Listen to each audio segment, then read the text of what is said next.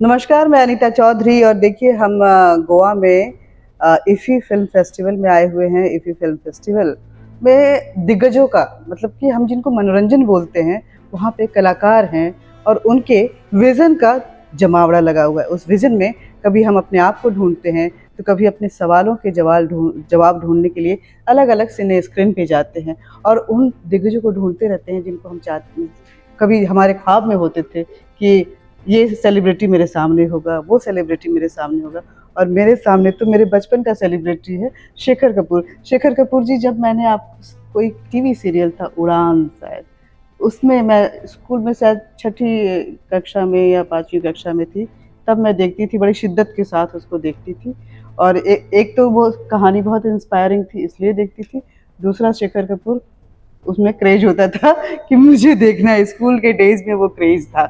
तो मैं उसे देखने के लिए बैठती थी। लेकिन जैसे-जैसे वक़्त बीता मेरे मेरे लाइफ़ की जर्नी चलती गई और आपकी भी जो सिनेमैटोग्राफ़ी और जो फ़िल्म निर्माता, निर्देशक और एक्टर के तौर पे आपकी जर्नी चलती गई। तो मेरे सामने आया शेखर कपूर कभी मासूम नज़र आते थे, तो शेखर कपूर कभी बैंडिट क्वीन भी नज़र आते थे और कभी शेखर कपूर वो मिस्टर इंडिया भी नज़र आते थे जिसमें चुलबुली सी श्रीदेवी च च च च करके कुछ बोलती थी और मोगैम्बो खुश हुआ। हम लोगों के लिए वो एक इंस्पायरिंग सिग्नेचर बनता था। जब भी कुछ होता था हम बोलते थे मोगैम्बो खुश हुआ तो। तो शेखर सर इफ़ी में अगर बात करें तो शेखर सर का सिर्फ सिनेमा से रिश्ता नहीं, इफ़ी के डायरेक्टर भी हैं। इफ़ी में दुनिया भर की सिनेमा आई हुई है, दुनिया भर के कलाकार आए हुए हैं। सबसे पहले तो इफ़ी का इतने बड़े लेवल पे आयोजन के लिए आपको बधाई हो, पूरी टीम को बधाई हो। दूसरा, शेखर कपूर से जब मैं बात करना चाहूँगी, तो मैं अपने बचपन से बात करना चाहूँगी, मासूम से बात करना चाहूँगी, बैंडिट क्वीन से बात करना चाहूँगी और मिस्टर इंडिया से भी बात करना चाहूँगी।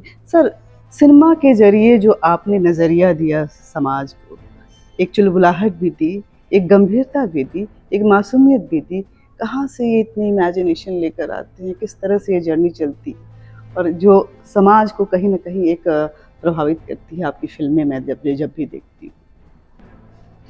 ठीक, लोग मुझसे पूछ रहे थे तुमने ये फिल्म कैसे बनाई। ओपनिंग सर मैंने एक बात बोली थी, वो दोबारा दोहरा देता हूँ मैं कि मैं फिल्म बनाता नहीं, फिल्म बन जाती है।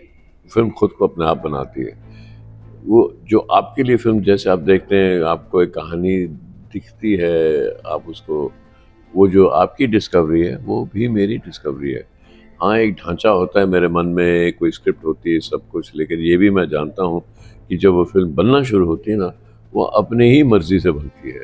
उसका अपनी एक पर्सनालिटी हो जाती है और मुझसे वो तो मुझे बताती है। अच्छा, मैं तो रात को सोता हूँ यार, तो फिल्म बात करती है मुझसे, भाई ऐसे करो, अब ऐसे जैसे मैं कैरेक्टर्स बात करते हैं, वो कैरेक्टर्स एक मेरे लिए तो जाने पहचाने लोग होते हैं।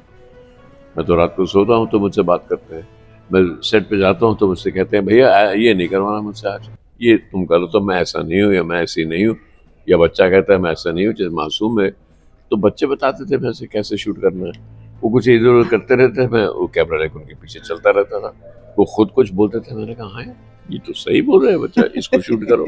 अब ऐसे जैसे नसीर है, नसीरुद्दीन शाह है, शबाना है, फिर आगे जाके हीथ लेजर भी हैं, और फिर बैंडिट क्वीन में मनोज बाजपेयी भी थे, और वो जितने नए नए एक्टर सब थे, उनको देख देख कर मैं शूटिंग करता था। ये क्या कर रहे हैं, क्यों कर रहे हैं, कैसे कर रहे हैं। वो कैरेक्टर दिख रहा था मुझे, वो कैरेक्टर अपने आप बन गया। ऐसा मैं यही कहता हूँ, अगर पेंटिंग आपको मालूम होता है कि पेंटिंग कैसे होने वाली है, आप पेंट क्यों करते हैं? आपके सामने कैनवस पे बस ब्रश चलना शुरू हाँ, होता है। आपके सामने खाली कैनवस होता है, सफेद कैनवस। वो कैनवस तो नहीं, वो तो कैनवस है। अब आपको आहिस्ते आहिस्ते आहिस्ते आप एक ब्रश लगाते हैं, फिर एक रंग डालते हैं, फिर उसको क्लैश करते हैं, फिर एक और रंग डालते हैं, उसको क्लैश करते हैं, और फिर आपको समझ में आती है ये तो ये है। लेकिन बनाते बनाते समझ आई ना। शुरू में तो बिल्कुल था हाँ, कुछ ऐसा बनाऊंगा, देखते हैं क्या होता है, बनाना शुरू कीजिए। जिंदगी ऐसी होती है, जिस जैसे जिंदगी होती है वैसे ही एक फिल्म होती है, वैसे एक कहानी होती है। सबसे अच्छी दुनिया की कहानी जो आपको याद रहती है वो है जिसमें आपको कैरेक्टर याद रहते हैं, क्योंकि उस कैरेक्टर में आप अपने आप को ढूंढते हो, चाहे बच्चा हो चाहे मोगैम्बो हो। तो अपने आप को ढूंढते हैं। वही तो मैं कर रहा था। मैं भी अपने आप को ढूंढते ढूंढते ढूंढते इन कैरेक्टर से इधर से उधर जा रहा था। अच्छा, शेखर कपूर के लिए एक बड़ी फेमस बात है, उन्होंने भूरी आंखों वाले उस मासूम से तो एक्टिंग करवाई ही थी, वो गैम्बो को घड़ी पहना के लोगों को गायब करवाया ही था, और तो और कॉकरोच से भी एक्टिंग करवा दी थी। ये गजब आपने कैसे ढाया? बहुत अच्छी सी कहानी बताता हूँ, लेकिन वो कहानी अच्छी है। अब कॉकरोच को तो मेरी बातचीत तो हुई नहीं, वो कॉकरोच इधर से उधर भाग रहा था, तो कैसे उसको स्टिल करें।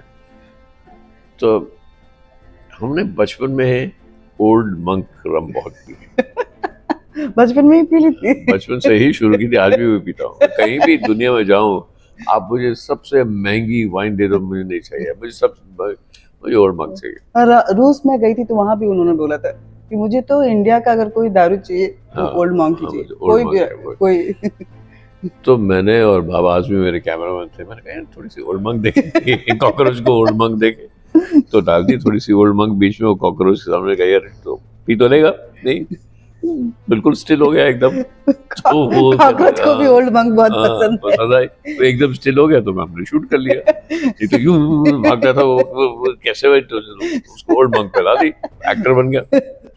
ये बड़ा गजब की कहानी है, और हम लोग के लिए एक्सपीरियंस भी कि कॉकरोच को ओल्ड मंक पिलाया जा सकता है और उसको एस्टैब्लिश किया जा सकता है। सर, आपने एक मंच से बहुत बड़ी बात कही कि कहानियां सुना, जहाँ विश्व के बहुत सारे देश आपस में युद्ध लड़ रहे हैं, वहीं हम देख रहे हैं कि भारत में मौसम रूमानी और रूहानी है, जहाँ फिल्मों की बातें हो रही हैं, जहाँ प्यार मोहब्बत की बातें हो रही हैं, मनोरंजन की बातें हो रही हैं। तो मंच से आपने बोला कि अगर कहानियाँ सुनाई जाएं तो न जाने जितने कितने देशों के युद्ध बंद हो जाए, ऐसा कैसे आप समझते हैं? तो ये बहुत बड़ा स्टेटमेंट है। रूस, यूक्रेन, इसराइल, ईरान, लेबनान, पता नहीं कितने ही देश अभी आपस में भिड़े पड़े हुए हैं। वैसे में इन कहानियों का उनसे उनके ऊपर कैसे आप जोड़ के देखते हैं? मतलब मैं समझना चाहती हूँ बस। देखिए मैं क्या हूँ, मैं भी तो एक कहानी हूँ। हम्म, आप बोले शेखर कपूर तुम कौन हो भाई, मैं फिल्म मेकर हूँ, वो भी कहानी है। मैं अपनी बेटी का बाप हूँ, वो भी कहानी है। हम हमेशा कहानी सुना रहे हैं, चाहे छोटी हो, 2 सेकंड की भी तो कहानी होती है। मैं आपको कहानी सुनाऊं, आपके दर्शक सुन रहे हैं। मैं जब लंदन में था तो शूटिंग कर रहा था, तो मेरे साथ मेरा कुक आया था, उसका नाम था सुरेश। वो चांद के ऊपर जब गए थे लोग, अमेरिकन गए थे पहली बार, उसकी कुछ एनिवर्सरी थी, तो टीवी पर दिखाया जा रहा था। तो मैंने कहा सुरेश देख, चांद पे पहुंचे लोग। देख रहा था, कहता था चांद पे कैसे पहुंच सकते हैं? मैं क्यों, कहते उसको तो हम पूछते हैं, चांद पे पूछते हैं, हम चांद पे कैसे पहुंच सकते हैं? तो मैं उसको फिर वो साइंस म्यूजियम लेकर गया, वहाँ सा पूरा अपोलो क्राफ्ट कैसे था, उनके जो स्पेस सूट से कैसे थे, वो पूरी दिखाया गया, इस तरह से पहुंचे, ऐसे पहुंचे। तो वापस आए तो मैंने कहा क्या सुरेश, चांद पे गया? कहते हाँ सर गया, लेकिन आपके चांद पे गया, मेरे चांद पे नहीं। ये सबके अपने चांद होते हैं, सबके अपने सूरज होते हैं। आप रात को देखे पूरा ब्रह्मांड देखते हैं, वो आपका ब्रह्मांड, वो आपकी इमेजिनेशन है, जी जी, वो आपकी कहानी है, ये मेरी कहानी है। तो हम एक दूसरे कहानी सुनाते रहते हैं, कोई ऐसी कहानी नहीं है वो आपको गलत लगे, वो सच लगे, ये क्योंकि आप भी तो एक कहानी है जी। तो मैं कौन हूँ? मैं कहानी हूँ। आप कौन है? आप एक कहानी है। हमारी कहानी जुड़ जाए तो हम लड़ेंगे क्यों? इन कहानियों को जीवंत कैसे कर पाते हैं? मैं आपकी कहानियों जब देखती हूँ, मतलब ऑस्कर नॉमिनेटेड, चाहे वो द पीरियड्स हो, एलिजाबेथ हो, द गोल्डन एज हो, या फिर मासूम हो, बेनेडिक्ट क्वीन हो, ऐसी लंबी फहरिस्त है। उसमें उसको देख के लोग उसको जीने लगता है, उस कैरेक्टर में खुद घुस जाता है दर्शक। मतलब इतना जीवंत कैसे बना पाते हैं? वो इसलिए कि हर एक कैरेक्टर में हूँ। चाहे एलिजाबेथ हो, मैं एलिजाबेथ बन जाता हूँ। चाहे बैंडिट क्वीन में पूरन देवी हो, मैं पूरन देवी बन जाता हूँ। चाहे रेपिस्ट हो, रेपिस्ट भी बन जाता हूँ। हम सब कैरेक्टर्स हैं अपने आप में। वो कौन सा कैरेक्टर आप अपने आप से ही निकालते हैं, नहीं तो कहानी कैसे लिखेंगे, नॉवल कैसे लिखेंगे, आर्ट कैसे बनाए? वो आर्ट अपने आप से ही निकलती है, कहानी अपने आप से निकलती है। पूरे कैरेक्टर अलग तो नहीं यार, इसको ऐसे करें, पूरे कैरेक्टर अपने आप में से ही निकलते हैं, तो फिर ऐसे बनती है कहानी। मेरे टीन एज में एडोलेंस, ये मासूम जो था, मेरे दिल को छूने वाली कहानी थी। मैं हर कैरेक्टर में अपने आप को देखती थी, कभी उस मासूम को देख के रोती भी थी, कभी मज़ा भी आता था, और दो बहनों के झगड़े, मुझे अपनी बहनों के झगड़े लगते, मैं भी दो बहनें थी वैसा फील होता था। सर मासूम को अगर बोलें तो मेरे मेरे दिल के छूने वाली कहानी है, जिसमें दो बहनें, मैं भी दो बहनों में हूँ, तो दो बहनों का झगड़ा मुझे अपना झगड़ा लगता था। वो जो मासूम जुगल हंसराज का बचपन था, उनको देख के तो न जाने कितनी, उनकी आंखें देख के ही रोना आ जाता था। फिर वो जो हस्बैंड वाइफ नसरुद्दीन शाह शबाना आजमी है, उसमें अपने मम्मी पापा को मैं ढूंढने लगती थी। तो वो सारी कहानियाँ जो आपने बनाई, वो तो उस वक्त मेरे दिल का छुआ हुआ। दूसरा प्रोजेक्ट भी आपका मासूम का आ रहा है, मासूम 2। उस मासूम 2 को में क्या है, कितना दिल को छुएगा, कितना मैं अपने आप को उसमें देख पाऊंगी, अब मेरे बच्चे कितना देख पाएंगे, क्योंकि पहले मैं बचपन में थी, अब मेरे बच्चे बचपन में हैं, तो वो किस तरह से उससे कनेक्ट हो पाएंगे। वो 10 साल से लिख रहा हूँ मासूम 2, देख रहा हूँ कि हमारे समाज में बदलाव कैसा आ रहा है, और मैं देखता हूँ आहिस्ते आहिस्ते हम पैसों को पूछते रहे हैं। ऐसा नहीं कि नहीं पूछना चाहिए, लेकिन बहुत देखा है कि ये घर क्या होता है, घर के यादाश्त है, मेमोरीज हैं, घर का इमोशन है कि चार दीवारें हैं। ये बहुत सोचता था, क्योंकि हम में से कोई ऐसा नहीं होगा इधर जहाँ जहाँ इंडिया में सब कि छोटे गांव से बड़े गांव गए, बड़े गांव से शहर गए, शहर से बड़े शहर, बड़े शहर से बाहर गए। कितने लोग, करोड़ों इंडियंस बाहर रहते हैं। तो इन सब की कहानी ऐसी है कि हम सबने घर छोड़ दिया, सबने घर छोड़ दिया। वो घर क्या है, वो यादाश्त क्या है, और वहाँ जब अपने ग्रैंड पेरेंट्स को छोड़ के गए हैं, वो क्या सोचते होंगे, वो तो अभी शायद उसी घर में है और हम कहाँ हैं। तो ये कहानी मैंने जोड़ के ये बनाई है, जिसको मासूम न्यू जनरेशन कहते हैं। वो जो जनरेशन तो अब चले गया, घर छोड़ गया, वो घर से क्या रिश्ता आपका, आप क्या लेकर, अपने घर का क्या लेकर गए हैं बाहर।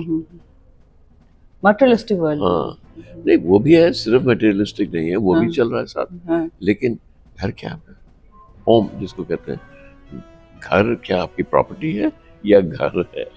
ये बहुत बड़ी बात हो गई हिंदुस्तान में। प्रॉपर्टी है कि घर है।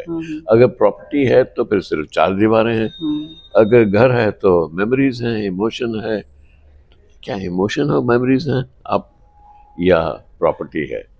ऐसी बहुत बातें मुझ में देख रहा हूँ सब इधर। इसलिए इंडिया वापस आने का मैंने कहा, यार इस पे तो बनाते हैं। यही नहीं, दुनिया भर में ये प्रॉब्लम है। आप बहुत एक पेंटिंग देखते हैं, अरे यार ये तो हुसैन की है, ये तो 2.5 करोड़ की होगी। अरे पेंटिंग कैसे लगी, ये कोई नहीं है ना। अरे यार ये पिक्चर ने 600 करोड़ कमाया। अरे पिक्चर देखी नहीं, वो देखी आप, ठीक है, 600 करोड़ कमाया तो क्या इम्पोर्टेंट है, क्या देख रहे हैं आपकी पिक्चर अच्छी है, उसमें इमोशन है। ये 600 करोड़ कमाया उसने, ये देखी, तो ये क्या है। ये जिस चीज़ को हम वैल्यू बोलते रहते हैं, अरे उस वो आदमी, उसकी नेटवर्क कोई हजारों करोड़ों रुपए है। अरे बहुत अच्छा आदमी यहाँ से कहते थे। मैं जब दिल्ली में छोटा था, तो कहीं जाते थे, कोई जज आ जाए ना, सब उठ जाते थे, जज साहब आए हैं। आप पूछो वो करता है ऐसे। अच्छा डॉक्टर साहब आए, जज साहब आए, टीचर आए हैं, यार उठ के सब खड़े हो जाओ। कोई पूछता नहीं था टीचर का घर कितना बड़ा है, कोई पूछता नहीं था कि टीचर की सैलरी, टीचर है, जज है। ये सब कितनी बहुत अहमियत रखती थी ये बातें, ये कहाँ गई। Thank you.